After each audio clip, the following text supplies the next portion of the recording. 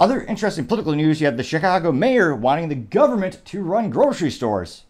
Oh, my joke about the Soviet Union and Illinois just slowly but surely becoming a reality. Now, it looks like the Chicago mayor is proposing the city owns grocery stores because stores like Walmart and Whole Foods are leaving a quote-unquote food desert. Well, that's weird. Why would a business leave Chicago? The mind merely boggles. I mean, I don't know. Oh, yes, I can't help. Oh, yeah, it's the unprecedented crime wave that never goes away. The culture of Chicago is rich, I'm told. Now, it actually, fascinating enough, for the first time in decades, actually voted out a Democrat for another Democrat, but they like the definition of insanity, which is doing the same thing and expecting a different result. Now, they ousted Lori Lightfoot, who was a human looking. A lot of people compared her to the Bass Pro Shop logo. She looked very similar to Beetlejuice, some might say. I would never make that comparison. Of course, that'd be disrespectful to her and her great accomplishments. What were they? She's probably racist, I remember that. She actually would not allow white people to interview her. Which, again, you never have the reverse. You would actually be ousted from society, but only one or two news outlets actually picked up on that little policy of hers, which I found morally abhorrent and disgusting, because everyone should have equal opportunity. That's just me. But apparently, the Chicagoans, they wanted someone else, so they voted in Mr. Mayor Brandon Johnson. And he's the one saying they need to open the grocery stores there, so the city should do it. Because historically speaking, the Chicago government, they're very effective, never at all corrupt, and they can get stuff done. Yeah. Oh, wow, yeah. I can't say that with a straight face because, yeah, they are the antithesis of, I was about to say, the opposite of efficiencies. I was going to say morality, perhaps another good word. They've been corrupt for decades. But nevertheless, I'll get back to the substance. Now, it looks like Johnson announced last week that his administration would partner with a nonprofit advocacy group called Economic Security Project to put stores in underserved areas of the city, which Republicans are pejoratively calling Soviet-style central planning. Which, well, I would say people in the middle will probably recognize signs of the Soviet Union as well. But it's funny they're pejoratively calling it that. It's like, well, it is what it is. Now, it looks like Johnson announced, it looks like 4 other Chicago Walmarts are still open, which is, the chain says in a statement, quote, continue to face the same business difficulties, but we think this decision gives us the best chance to help them open with the serving community. Which the chain says statement. Now, when the Post reached out to Walmart for comment, a company spokesperson pointed to the April press release, which said that collectively, our Chicago stores have never been profitable since we opened one 17 years ago, unquote. That's how much crime there is in Chicago. That's how bad it is. They've had this store location for 17 years. And they never made a profit. But the culture of Chicago is great. Don't forget. And they're going to, just like the Chicago Bears, they'll be good next year. Yeah, I'm not a big sports balls enthusiast, but even I know the Bears are rudimentary at best. I'm told they have a good defense. They just perhaps don't know how to get on the scoreboard is their issue, perhaps. But needless to say, things are not getting better. Imagine being a business for 17 years, never made a profit. They're losing money. Yes, not a good idea to be there. They also said that last November, Whole Foods closed in Inglewood after 6 years in the South Side lot, 1 year before their lease was up. Which, that shows how bad it is. In terms of retail, I mean, they're paying for that no matter what. So they closed early. They left early because they're losing so much money. Now, apparently, the location boasted very affordable prices for their they're saying it's overpriced organic foods. Well, I would say that too, because you can get organic foods at Walmart too for a fraction of the price. But if it's affordable prices, that's not the Whole Foods model. That's not going to be long-term profitable for them because the cost of goods for them are also more expensive than average for a retailer, or for a grocery store rather. Now, they go on to say, however, as the years went on, items at the Englewood Whole Foods became too expensive for the neighborhood's residents, and the store was often empty at peak shopping times, like Saturdays, according to the outlet called The Block Chicago. And it looks like, yep, the Post coming to Whole Foods. Only time someone's saying, we'll see if a government store actually goes there.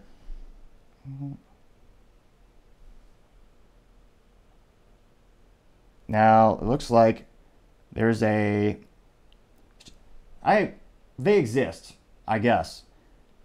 The fact that they exist is interesting in and of itself, but there is a Chicago Republican Party. I know they probably only get 18 votes in the city of Chicago. Now, interestingly enough, if you look at the demographics or look at the voting patterns in Illinois, like many states, the big, highly congested voting area where it's the bluest is the actual city. When you go to the outskirts, there are more conservative areas. You see this fascinating, well, not really, it's kind of a common phenomenon actually, in other places like New York as well as California. But it looks like, in terms of asking for their comment, they said, quote, take all of the problems private chains face in low-income areas, then add amateur management by bureaucracy, Chicago-style political corruption in hiring and contracting, and limited range of products, says, this is from Steve Bolton, the chairman of the Chicago Republican Party. Which, yeah, it's not going to work. Name me one thing that the government of Chicago has done well in the past, 20 years. Yeah, it's not going to work.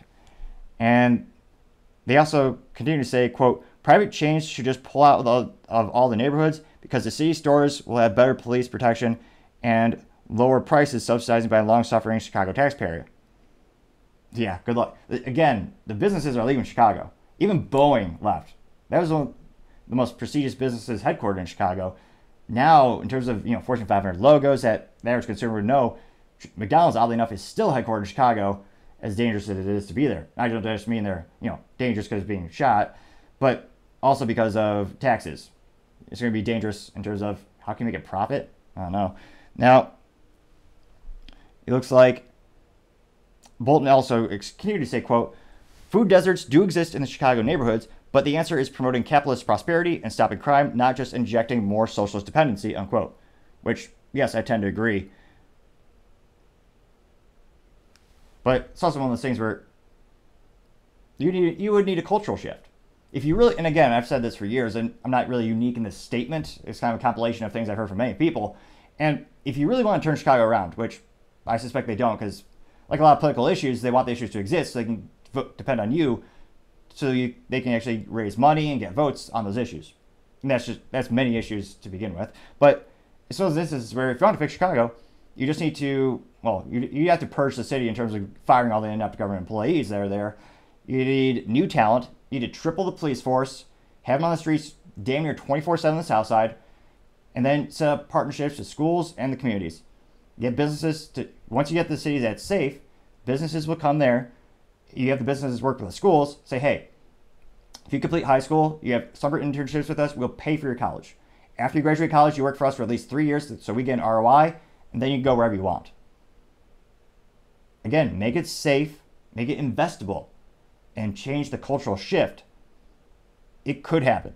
Is it likely to happen? No, I don't think so, because in terms of my beliefs in politicians doing the right thing and cultural change, I'm pessimistic to say the least. But that's my theory of how you could conceivably make it a better place for everyone, including from the people to the businesses.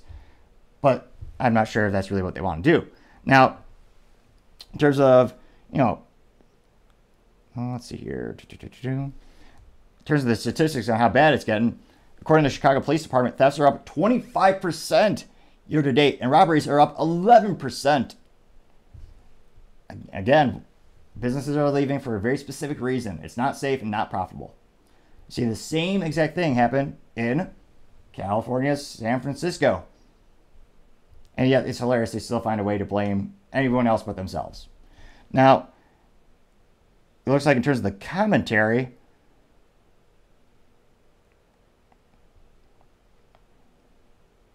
it is pretty much agreeing with me for the most part. You have someone saying, city-owned grocery stores, I've got to see this. Wonder if they'll be run as efficiently as a city-owned public housing. That's a public sector burn. I appreciate that comment. Another one says, add a sign in front of each store saying, quote, allowed to take up to $1,500 worth of food before you have to pay. That should attract more customers, unquote. That person got 127 likes from that comment. And then the comment about the city-owned grocery stores got 192 likes.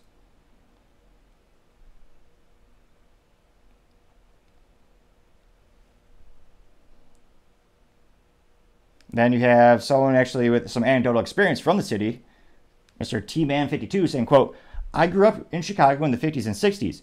One of the great aspects of Chicago life back then was simply the neighborhood. Every neighborhood had just about every business or service you needed to survive, and you could usually walk to them. Grocery store, hardware store, doctors, pharmacies, laundromats, hot dog joints, pizza parlors, etc. If my dad was at the bar and mom wanted him home, you only had to go to the corner bar to find him. But once they started looting and vandalizing businesses, they leave. Can't blame them, unquote. Remember, this person got 32 likes. Which, again, is precisely the point. He is correct. Businesses are leaving. They have to. Not every business is like Walmart, and they can afford to have a loss for 17 years, which is fiscally irresponsible to say the least. It's almost as bad as the government. Well, not so much. I know the government's $33 trillion in debt thanks to Democrats and Republicans. They also have another comment by James Pierce saying, quote, government-owned stores. What a fantastic idea. I'm sure there's no chance at all they'll try to tell you what you can and can't buy and how much of it, unquote. The person got 46 likes, which is another very good observation. You have some government employees, what was that? There's a former mayor, I think it was New York, where they actually banned, it was Mr. Bloomberg, they banned soda drinks over like 16 ounces because they want to be in control of everything, unfortunately. Now, let me know in the comments, do you think a Chicago government-run grocery store would be successful? If you do, I'd love to hear your argument, maybe some anecdotal evidence of when it's worked before, and then take into account the culture of Chicago, and then change my mind. I'd be fascinated to see what you have to say. Thank you everyone again for taking the time to tune in. I know it's ambitious trying to get to 4,000 subscribers by the end of September, so if you could click that button, I'd greatly appreciate it. Also, don't forget to take the time to tell your families, tell your coworkers, tell your enemies, heck, tell anyone and everyone. Just stay safe and fight the good fight.